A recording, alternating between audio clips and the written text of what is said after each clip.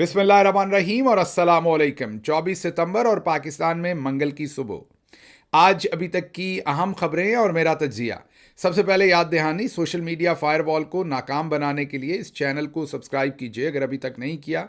Vlog देखने के बाद इसे लाइक कीजिए, इस पर कमेंट कीजिए, बेल आइकन दबाइए। और अब आते हैं आज की खबरों की तरफ। आज की पहली खबर आपके सामने सुप्रीम कोर्ट ऑफ पाकिस्तान से रखेंगे, जहां पर जस्टिस मंसूर अली शाह, जी हां, आने वाले चीफ जस्टिस ऑफ पाकिस्तान, उनका सब्र का पैमाना लबरेज हुआ है और उन्होंने अब शैतान आज़म जस्टिस काजी फायज ईसा को एक्सपोज करने का खुला तकरीबन ऐलान कर दिया है। हुआ कुछ यूं है कि आपको याद होगा कि प्रैक्टिस एंड प्रोसीजर बिल के खिलाफ एक ऑर्डिनेंस पास करवाया गया था काजी साहब की ख्वाहिश के ऊपर, जिस ऑर्डिनेंस के मुताबिक उस कमेटी में, जिसमें जस्टिस काजी फायज ईसा, जस्टिस मंसूर अली शाह और जस्टिस मुनीब अख्तर थे, जो ये तय करते थे कि कौन सा केस किस बेंच के सामने लगेगा और कितने जजेस सुनेंगे और कब लगेगा केस, उसमें से काजी साहब की ख्वाहिश पर उनको ये इख्तियार दे दिया गया कि वो मुनीब अख्तर साहब की जगह पर कोई और जज अपनी मर्जी का चुन लें। पहले यह था कि चीफ जस्टिस और सीनियर तरीन दो जजेस। अब ऑर्डिनेंस ने यह किया कि चीफ जस्टिस, सीनियर तरीन जज और एक ऐसा कोई भी जज जिसको चीफ जस्टिस पसंद करे। तो अब 2-1 से तमाम चीज़ें काजी साहब के हाथ में आ गई और यही काजी साहब चाहते थे। तो ऑर्डिनेंस उधर से सदर पाकिस्तान ने दस्तखत किए, जो कि आपकी मुसल्लह अफवाज के सुप्रीम कमांडर भी हैं आसिफ अली जरदारी साहब, उन्होंने वो साइन किया और उसके साथ ही काजी साहब ने उस पर इम्प्लीमेंट भी कर दिया और कमेटी में से जस्टिस मुनीब अख्तर को निकाल दिया और उनकी जगह पर जस्टिस अमीनुद्दीन को शामिल कर लिया।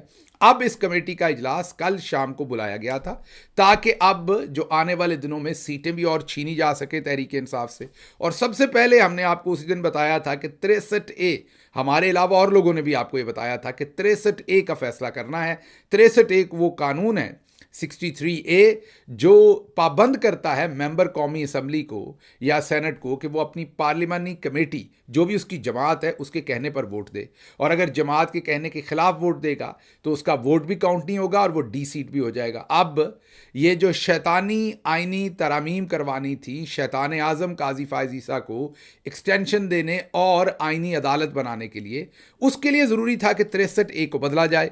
अब ये प्रैक्टिस एंड प्रोसीजर कमेटी के अंदर अगर ये आता तो उन्होंने फुल कोर्ट के सामने लगाना था, जस्टिस मंसूर ने और जस्टिस मुनीब ने।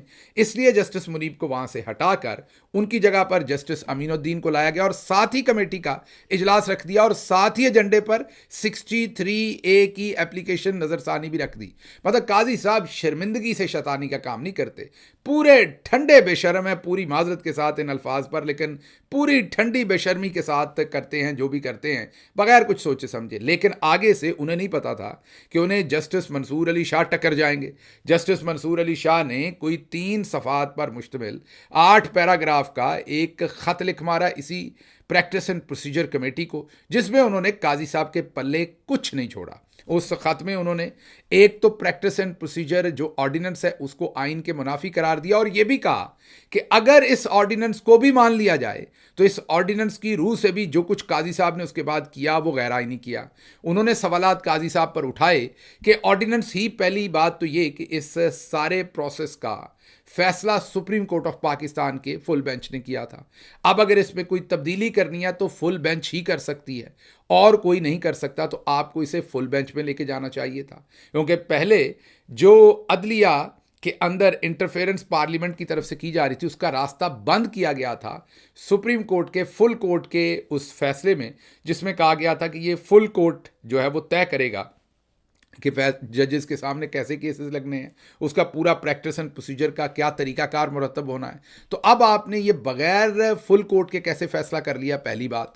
दूसरा, उन्होंने कहा कि अगर आपने कर भी लिया 1 मिनट के लिए तो फिर आप वजह बताए बगैर जस्टिस मुनीब अख्तर को कैसे निकाल सकते हैं और जस्टिस अमीनुद्दीन जो चौथे नंबर पर हैं उनको कैसे शामिल कर सकते हैं। उन्होंने कहा अच्छा, अगर आपको उनसे लगाव नहीं है तो आपने जस्टिस याया अफरीदी को शामिल क्यों नहीं किया, जो तीसरे नंबर पर सीनियर तरीन अमीन काजी साहब हैं, उनके पीछे जस्टिस मंसूर अली शाह हैं, उनके पीछे पीछे जस्टिस मुनीब अख्तर हैं और उनके पीछे याया अफरीदी हैं और उनके पीछे जस्टिस अमीनुद्दीन है। तो उन्होंने कहा कि आपने उनको कैसे शामिल कर लिया, याया अफरीदी को आपने किन वजूहात की वजह से छोड़ा, जस्टिस याया अफरीदी को।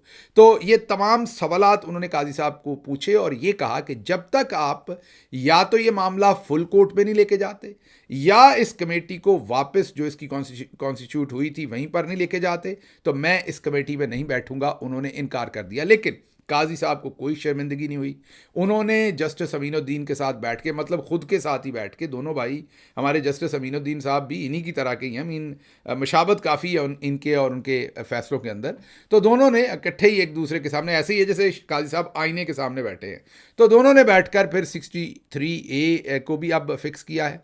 और जो तांदलियांवाला से पाकिस्तान तहरीक इंसाफ के 7 बलोच जीते हुए हैं, उनकी दोबारा गिनती का केस भी इस जुमे वाले दिन लगा दिया। वो सीट भी छीनी जाएगी और उसमें जो बेंच बनाया है वो जस्टिस अमीनुद्दीन का और जस्टिस नईम अफगान का बनाया। ये वही दोनों जजेस हैं जिनके बारे में जो अभी आपके सामने जो कल ही तफसीली फैसला आया सुप्रीम कोर्ट का मखसूस नशिस्तों में, उन पर इन दोनों जजेस के बारे में लिखा गया कि इन्होंने अपने कोड ऑफ कंडक्ट की खिलाफ वर्जी की और बहुत दूर चले गए अपने साथी जजेस और सुप्रीम कोर्ट पर तनकीद करने में। तो ये हालात हैं जी, और सिर्फ फुल कोर्ट बेंच का इख्तियार है, ये उन्होंने कहा है। और अगर आपने इस सारे काम को करना है तो आपको फुल कोर्ट का जो बेंच है उसी के थ्रू ये प्रैक्टिस एंड प्रोसीजर को चेंज करना पड़ेगा। लेकिन काजी साहब ने 63A नज़रसानी मुकर्रर कर दी है, जिसमें बेंच एक तो बड़ी ही ढिठाई के साथ, बेशर्मी के साथ खुद बैठ गए हैं जस्टिस काजी फायज ईसा।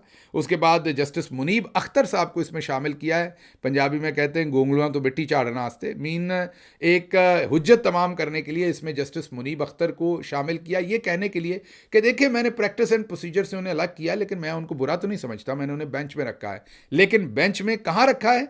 जहां बाकी तमाम जजेस इनके हम ख्याल हैं। और कौन है इसमें? जस्टिस अमीनुद्दीन है, जस्टिस जमाल मंदुखेल है और एडहॉक जज मजहर आलम मियाँ खेल। जी हाँ, अब यहाँ पर यह भी कमाल काम किया कि 63A सुनने के लिए इतने बड़े बड़े जजेस वहाँ बैठे हुए हैं, सुप्रीम कोर्ट के बड़े नाम, justice Yahya Afridi, justice Mansoor Ali Shah, justice Ayesha Malik, और आप सबको पता है कि इस्लामाबाद हाई कोर्ट के साबिक चीफ जस्टिस और अब सुप्रीम कोर्ट के बहुत ही आला जस्टिस जो हैं, जिनके बारे में तमाम लोग बहुत ही एहतराम रखते हैं कि वो बड़े बड़े दबंग और बड़े आइन पर फैसले देते हैं, जस्टिस अतर मिनल्ला, उन तमाम जजेस को छोड़कर काजी साहब ने एडहॉक जज मजहर आलम मियाँ खेल को रखा। तो आप अगर इसको देखें तो इसमें मुनीब अख्तर साहब तो एक तरफ होंगे, बाकी तमाम तो काजी साहब ही बैठे हुए हैं। तो ये फैसला 63A के हक में आएगा। ये कहेंगे बन जाओ लोटे, डालो वोट जिधर डालना है, तमाम जजेस ये फैसला करेंगे और मुनीब अख्तर साहब अकेले बैठ के इनको देखेंगे या इख्तलाफी नोट लिखेंगे, तो उसका क्या फ़ायदा होगा। तो मुनीब अख्तर साहब ने इनकार कर दिया इस बेंच में बैठने से, रिपोर्टेडली ये खबर है, और उन्होंने कहा कि जब तक प्रैक्टिस एंड प्रोसीजर के ऊपर कानून के मुताबिक फैसला नहीं होता, मैं काजी के साथ किसी चीज़ पर नहीं बैठूंगा। अच्छा जी, अगली खबर जो आपके सामने रखनी है वो खबर है, इमरान खान साहब ने एक तो मीडिया टॉक की है और उन्होंने 2 चीज़ें क्लियर की हैं। उन्होंने कहा ये जो प्रोपेगेंडा किया जा रहा है कि मैं इसराइल के हक में हूँ या नहीं, उन्होंने कहा मेरी पोजीशन बड़ी वाज़ेह है और वही है जो कायद आज़म रहमतुल्लाह अलैह की थी। जब तक फ़लस्तीनियों का कत्ले आम बंद नहीं होता, जब तक उनकी नस्ल कुशी बंद नहीं होती, जब तक वहाँ पर 2 रियासती फार्मूले पर काम शुरू नहीं होता, हम इसराइल का किसी भी किस्म की उससे इंगेजमेंट ना मैं कर सकता हूँ, ना करना चाहता हूँ। और मेरी इसके ऊपर बड़ी वाज़ेह पोजीशन हमेशा रही है, अभी भी है। पैसे दे के या किसी भी तरह से ये जहाँ जहाँ मर्जी आर्टिकल्स लिखवाएं या राय कायम करें, उससे मुझे कोई फ़र्क नहीं पड़ता। उसके बाद उन्होंने कहा कि जो इसराइली अखबार में लिखा है उसमें तो मेरे खिलाफ ऐसा वैसे कुछ नहीं लिखा, उसमें तो मेरी क्रेडिबिलिटी पे बात की है उस अखबार ने और सताइश की है, लेकिन क्योंकि इन्हें अंग्रेज़ी पढ़नी नहीं आती इसलिए इन बेचारों को जो कोई कहता है वो ये मान लेते हैं। उसके बाद उन्होंने जो अगला सियासी फैसला किया है, जो मेरा ख्याल उन्होंने बाउंसर करवाया है, नई जो फील्डिंग लगी है इस टाइम, मिलिट्री इस्टेब्लिशमेंट ने नई फील्डिंग लगाई है, जजेस के खिलाफ जो सुप्रीम कोर्ट के अंदर नई फील्डिंग लगी है, पूरा माहौल ही नई फील्डिंग की जद में गया है। उन हालात के अंदर इमरान खान साहब ने अब बाउंसर करवाया, या कम से कम अपनी टीम को कहा है कि बाउंसर करवाएं। तो जो मियाँ वाली में जलसे का ऐलान था दूर दराज, उन्होंने कहा नहीं, ये मेन पिच पर लाकर बॉल की जाएगी, मेन बैट्समैन के सामने। अब रावलपिंडी में उन्होंने जलसा रखा और कहा है कि एनओसी मिले या ना मिले, आपने ये जलसा करना है। तो अब अगला जलसा जो है वो रावलपिंडी में रखा गया है, और जलसा भी हफ्ते वाले दिन उन्होंने 27 तारीख को कर दिया है, बजाय इसके कि वो 28 तारीख को किया जाए। अब जलसा जो तारीख शायद 28 बनती है हफ्ते को, बहरहाल सैटरडे वाले दिन ये जलसा जो है वो कर दिया गया है। और अब देखते हैं कि आगे एनओसी वगैरह के ऊपर क्या करती है, लेकिन ये उनके अहकामात हैं वाज़ेह कि एनओसी मिलेगा या नहीं मिलेगा, जलसा किया जाएगा। उसके साथ साथ उन्होंने ये भी कहा है कि लाहौर में भी हमने हर सूरत जलसा जो है वो मीनार पाकिस्तान पर करना है, और दोबारा करना है, और बहुत जल्द करना है, और एनओसी दें या ना दें हमने करना है। अलीमा खानम साहबा ने इसी मौके पर कहा है कि हम तैयार हैं, हमें गोली मारते हैं तो हम खाने को तैयार हैं, करबला बनाना है तो उसके लिए भी तैयार है, लेकिन अब हम इंसाफ लेके रहेंगे, अब कोई हमें इस तरीके से रोक नहीं सकता। तो बहरहाल जो अदालतों के अंदर गैर एलानिया मार्शल लगाने जा रहे हैं, ये इमरान खान ने कहा है। और उन्होंने कहा कि शहबाज शरीफ कहते हैं कि अच्छे बच्चे बनकर तरक्की करते हैं, इनको कोई बताए कि रूल ऑफ लॉ के बगैर ना अमन आ सकता है, ना इंसाफ आ सकता है, कुफर का निज़ाम चल सकता है, ना इंसाफ़ी का निज़ाम जो है वो नहीं चल सकता, ये इमरान खान साहब ने फरमाया। अच्छा जी, अगली खबर की तरफ चलते हैं। ये तो हो गया, आपको पता चल गया practice and procedure, justice Mansoor Ali Shah साहब, इमरान खान की मीडिया टॉक, ये तमाम चीज़ें, और जस्टिस मुनीब अख्तर का रिस्पॉन्स। अब चलते हैं Lahore high court. Lahore high court के अंदर 2 पटिशन्स फाइल हुई हैं। एक पटिशन फाइल हुई है कि जस्टिस मंसूर अली शाह का as a chief justice supreme court उनका नोटिफिकेशन फौरी जारी किया जाए, क्योंकि काजी फायज ईसा का notification 87 days before his oath taking जो है वो जारी कर दिया गया था, 87 दिन पहले। अभी काजी साहब के शायद 32 दिन रह गए हैं, लेकिन अभी तक नोटिफिकेशन जस्टिस मंसूर अली शाह का नहीं किया गया। हाई कोर्ट के रजिस्ट्रार ने उस पर एतराज़ लगा दिया, जिस पर जजेस ने बहुत बरहमी का इजहार किया और एतराज़ात दूर किए और कहा कि इसको फिक्स किया जाए। अब ये पटिशन भी सुनी जाएगी लाहौर हाई कोर्ट के अंदर। एक और पिटिशन लाहौर हाई कोर्ट के अंदर गई है, और वो ये है कि प्रैक्टिस एंड प्रोसीजर बिल जो तय किया था सुप्रीम कोर्ट की फुल कोर्ट ने, उसके बाद ये जो ऑर्डिनेंस है ये गैर कानूनी है, गैर आईनी, इस ऑर्डिनेंस को मुअत्तल किया जाए, जिसकी बेस पर काजी साहब ने फिर बाद में एक नई कमेटी भी बना दी है। उस पर भी रजिस्ट्रार ऑफिस ने एक एतराज़ लगा दिया था, जिस पर जज साहब ने भरमी का इजहार किया, सरजनश की रजिस्ट्रार ऑफिस की, और दोबारा से इसको कोर्ट के सामने लगाने के लिए अहकामात दिए हैं कि इसे फिक्स करें। अब ये दोनों अदालतें सुनी जाएंगी, इनमें से किसी एक का भी फैसला हो गया तो काजी साहब के लिए, शैतान आज़म के लिए मुश्किलात होंगी। देखते हैं लाहौर हाई कोर्ट इसमें क्या करती है। अच्छा जी, आगे चलते हैं। अगली खबर ये है कि सुप्रीम कोर्ट क्या फ़ैसला देती है। इस पर 4 दिन पहले मुनीब फ़ारूक साहब ने कहा था, आपको पता है कि डिजिटल नाई हम इनको कहते हैं, इन्होंने कहा था कि हमने जो भी हो जाए, जो मिलिट्री इस्टेब्लिशमेंट है उन्होंने इनका फ़ैसला नहीं मानना, ये मुनीब फ़ारूक साहब ने बताया था। अब फिर उन्होंने दोबारा इंटरव्यू, जब डिटेल्ड फैसला आ गया, तो वो लीगल एक्सपर्ट, कभी उनके नीचे सहाफ़ी लिखते हैं, कभी लीगल एक्सपर्ट, चलें वैसे तो बवक्ते ज़रूरत मुझे पता चला है कि खतने भी कर देते हैं, लेकिन चले मुनीब फ़ारूक साहब हैं, जो उनका दिल करे वो कर सकते हैं। तो अब जियो पर बात करते हुए उन्होंने दोबारा कहा है कि, और दूसरे टेलीविजन्स के ऊपर, कि सुप्रीम कोर्ट का फ़ैसला जो है वो नहीं माना जाना, और भले वो डिटेल्ड फ़ैसला दें या जो भी दें, और अगर वो अपने फ़ैसले को मनवाने की कोशिश करेंगे तो उनको बहुत सख्त जवाब मिलेगा। मतलब उनके साथ बदतमीज़ी करेगी मिलिट्री इस्टेब्लिशमेंट, और उनको बताएगी कि आपके फ़ैसले सियासत ज़दा हैं, उसमें से सियासत की बू आती है, इंसाफ पर मबनी नहीं है, इसलिए आपके फ़ैसले नहीं मानने। तो ये जो बदतमीज़ी करेगी मिलिट्री इस्टेब्लिशमेंट, इनके अपने फ़ैसले सियासत ज़दा नहीं है, भले इनके हर काम से सियासत की बू नहीं आती। बहरहाल ये मामलात जो हैं ये वहाँ पर डिस्कस आज मुनीब फ़ारूक साहब ने किए हैं। अच्छा जी, अगली खबर आपके सामने रखते हैं। ये 2 एडिशन रखते हैं, एक लंदन एडिशन है और एक पाकिस्तान एडिशन है रोज़नामा जंग की। मैं कुछ नहीं कहूँगा, आप इनकी सुपर लीड देख लें सिर्फ, और उसके बाद आप देख लीजिए कि जहाँ पर इन्हें पता है कि अवाम में शऊर है, या लीगली या ओवरऑल सूरत हाल इनके ख़िलाफ़ हो सकती है, वहाँ पर सुपर लीड देखिए, और पाकिस्तान के अंदर इनकी सुपर लीड देखिए, इनकी एडिटोरियल जो प्रेफरेंसेस हैं वो देखिए, और इनकी प्रोपेगेंडा का जो तरीका वारदात है वो देखिए कि लंदन एडिशन क्या छाप रहा है और पाकिस्तान एडिशन क्या छाप रहा है। इससे आपको अंदाज़ा होगा कि मामलात किधर जा रहे हैं। अच्छा जी, आगे चलते हैं। अब आपको पता ही है कि इस टाइम जो तमाम फोकस है वो मौलाना फजल रहमान की तरफ है कि उनसे वोट लिया जाए किसी तरीके से और तरामीम पास करवाई जाएं, और तरामीम पास करने का बहुत ज़्यादा शिद्दत से इंतज़ार है शैतान आज़म को भी और ज़ाहिर है मिलिट्री इस्टेब्लिशमेंट को भी। तो अब एक पूरा जत्था भेजा गया है सहाफ़ियों का, ये ज़रा स्क्रीन पर देखिए। तमाम वो सहाफ़ी हैं जो या तो बहुत ज़्यादा नून लीग के करीब हैं या बहुत ज़्यादा इस्टेब्लिशमेंट के करीब हैं, या तो प्रो इस्टेब्लिशमेंट का बयानिया बोलते हैं या नून लीग का बोलते हैं।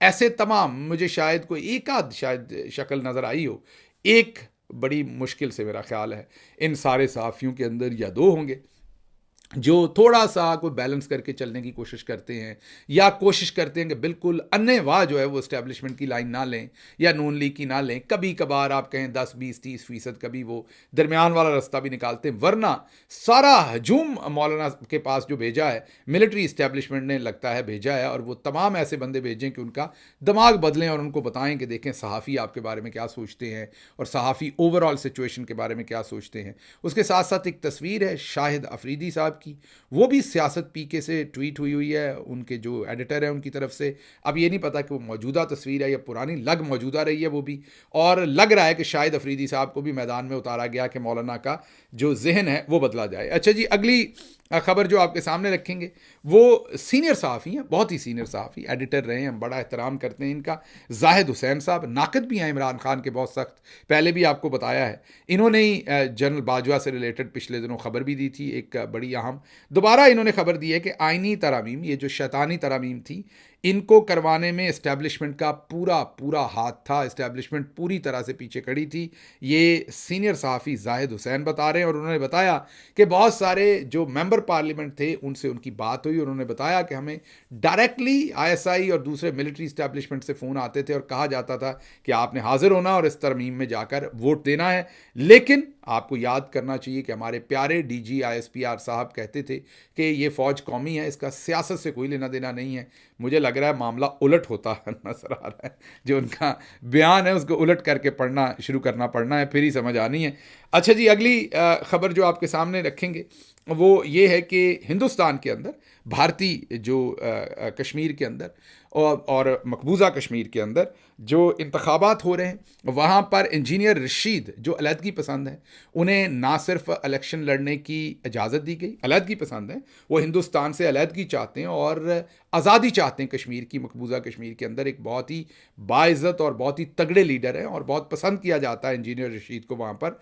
वो इलेक्शन लड़ रहे हैं, उनको ना सिर्फ इलेक्शन लड़ने की इजाज़त दी गई है, उनको अबूरी ज़मानत दी गई है, उनको कोई गिरफ्तार नहीं कर रहा, उनसे कोई कागजात नहीं छीन रहा, उनकी घर की औरतों के ऊपर कोई हमला नहीं कर रहा। और ये जहन में रखिए, ये हिंदुस्तान है, मकबूजा कश्मीर है, हिंदुस्तानी फ़ौज ने वहाँ गासिबाना कब्ज़ा किया हुआ है, लेकिन इंजीनियर रशीद को वहाँ पर इलेक्शन लड़ने की इजाज़त है। दूसरी तरफ अगर आप देखें तो जो अमृतपाल, उन्होंने पंजाब में ऐसे ही इलेक्शन लड़ा, अलहदगी पसंद है, इस टाइम वो गद्दारी बगावत के केसेस भुगत रहे हैं, उनको भी इलेक्शन लड़ने दिया, किसी ने उनके कागजात उनके हाथ से नहीं छीने पंजाब के अंदर, और वो जीते भी और उन्होंने हल्फ भी लिया और उन्हें अदालत से छोड़ा गया। किसी ने उनके नाम के ऊपर सुर्ख लकीर नहीं लगाई, किसी फौज ने नहीं कहा कि ये बस या हम हैं या ये हैं।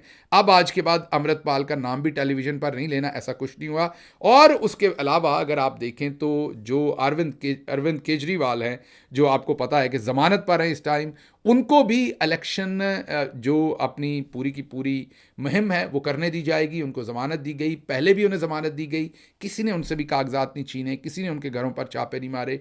ये हिंदुस्तान के हमारे बिल्कुल साथ इकट्ठे हम आज़ाद हुए थे, ये जमहूरियत वहाँ है। सेपरेटिस्ट अमृतपाल और इंजीनियर रशीद दोनों को वहाँ कैसे ट्रीट किया जा रहा है और हमारे यहाँ हम कैसे ट्रीट कर रहे हैं अपने कौमी नुमाइंदों को और इलेक्शन लड़ने वालों को, वो हम खुद देख सकते हैं। एक और ख़बर है जो बहुत ही तकलीफ़ देह है और मेरे लिए तो बहुत ही तकलीफ़ की खबर है, समझ नहीं आती कि आपके सामने कैसे रखूं। वो सिंध में जो एक डॉक्टर साहब को कत्ल किया गया, फिर उनकी लाश जलाने की कोशिश की गई, उनके घर की ख़वातीन जो हैं वो वास्ते देती रहीं खुदा के, और बहुत कोशिश करने के बावजूद भी उनकी लाश को आधा जला दिया गया।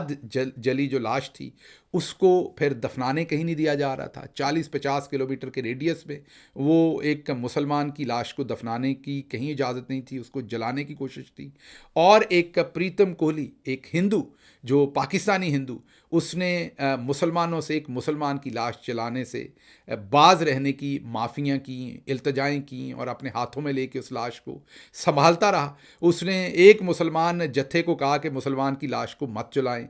इस मुसलमान का कसूर क्या था डॉक्टर का? इसकी फेसबुक मुबैना तौर पर रिपोर्टेडली कहते हैं हैक की किसी ने और गुस्ताखाना कोई मवाद उस पर शेयर कर दिया। जब डॉक्टर साहब को पता चला तो उन्होंने वीडियो जारी की कि ये मैंने नहीं लगाया, मेरा फेसबुक हैक किया गया और किसी और ने लगाया। लेकिन उनकी माफ़ी या उनकी एक्सप्लेनेशन कबूल नहीं की गई। उन्होंने पुलिस के सामने अपने आप को पेश कर दिया, पुलिस भी इसमें शामिल हो गई और उनके कत्ल के अंदर पुलिस भी शामिल हुई। अब उनकी बेटी बता रही है कि कौन कौन पुलिस का ऑफिसर, कौन सा डीआईजी, कौन कौन इसमें शामिल है जिन्होंने उनके वालिद मोहतरम का कत्ल किया है।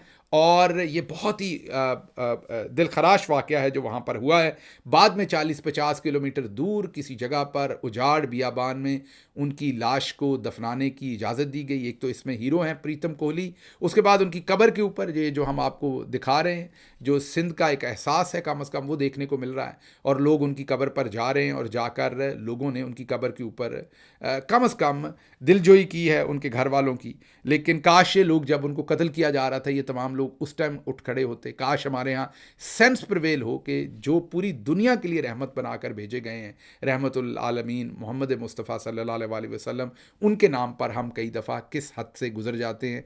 ये बहुत ही दिल तोड़ देने वाली ख़बर है, सारी की सारी बहुत ही शर्मिंदगी की ख़बर है। लेकिन इस पर मैं क्या कहूँ कि ये इज्तमाही तौर पर जो कुछ हमने कौम का कर दिया है, ये उसी की अक्कास है। मुझे यहाँ से इजाज़त दीजिए। अल्लाह आपका हामी और नासिर हो। पाकिस्तान जिंदाबाद।